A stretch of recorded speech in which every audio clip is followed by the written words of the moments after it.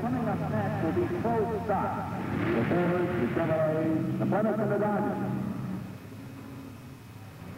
Dick Landy again faces elimination. The nervousness of round one is gone, but the intense desire and winning habits of a professional remain. The thing that I'm concentrating on the most is, did I do my job correct? Are the tires hot enough? I'll concentrate very deeply on that. Double check the shoulder belts. Make sure the gloves on tight. I'll take my foot off the clutch and rub it on the carpet to make sure there's no water or anything on it so it doesn't slip off the clutch pedal.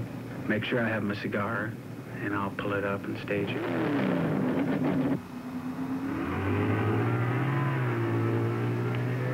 Even Landy's lucky trademark, the giant unlit cigar clenched between his teeth, can't help him. His clutch shatters under the strain of a shift. For Dick Landy, the Supernationals is another piece of history. It's done, it's finished. You want to know what happened and why. And if it's a question of reaction time, well, then I guess I'd like to take my head and bang it against the wall if I was laid out of the hole. I just kind of like to be by myself for a while because there's always a bunch of people that'll come up and throw in there. At this point, it's nothing but 2 bits worth. And you don't want to hear it because it's all over.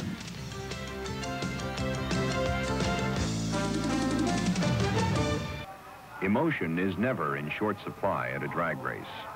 Dejection and jubilation seem to flow endlessly from the same tap.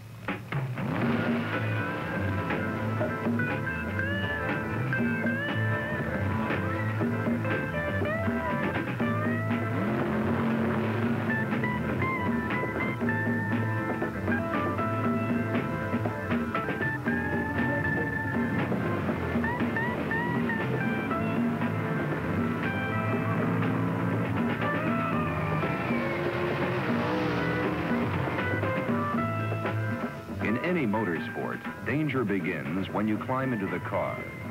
Sitting astride a volatile combination of exotic fuels, 1,500 horsepower, and 8,000 RPMs producing terminal speeds in excess of 210 miles per hour is not like watching from the stands.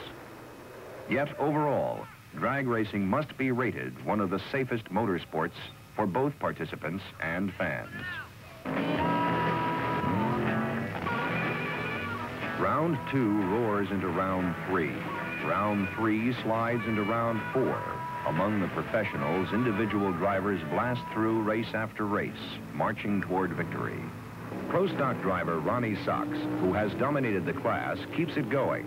He takes easy wins round after round and gets a red light victory in the semifinal from Dick Oldfield's Motown Missile.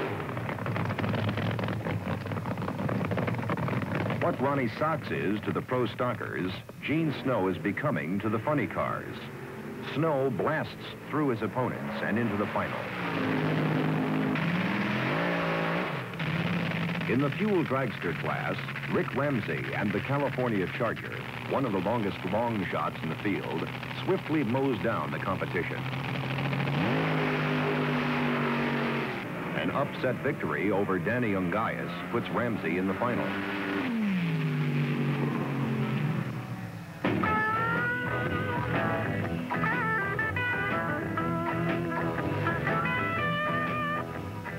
Perhaps some of drag racing's enormous appeal is related to its brutal simplicity. After hours of racing, it will come down to 2 men facing each other in a final showdown, like the gunfighters of 100 years ago.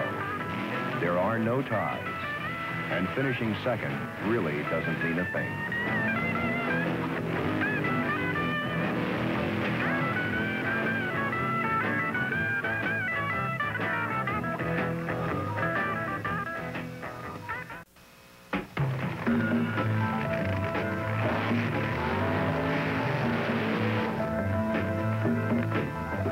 Thickening smog chokes the dying California sun.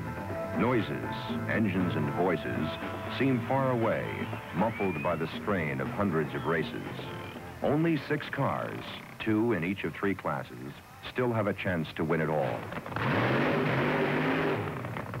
It's last call for the funny car final. Gene Snow's Rambunctious against Larry Arnold's Kingfish. Both cars suffered engine damage in the semifinals, and their crews have been fighting the clock to get them ready. Kingfish's engine fails in mid-run, and Rambunctious hangs on to win. Ronnie Sox and his Barracuda, a virtually unbeatable combination, face Arlen Venke and his Duster in the Pro Stock final. The Sox and Martin team makes magic again. Ronnie Sox wins by 7/100ths of a second. Two Californians square off in the Top Fuel final. Seasoned veteran Jerry Glenn and the come-from-nowhere phenomenon Rick Ramsey.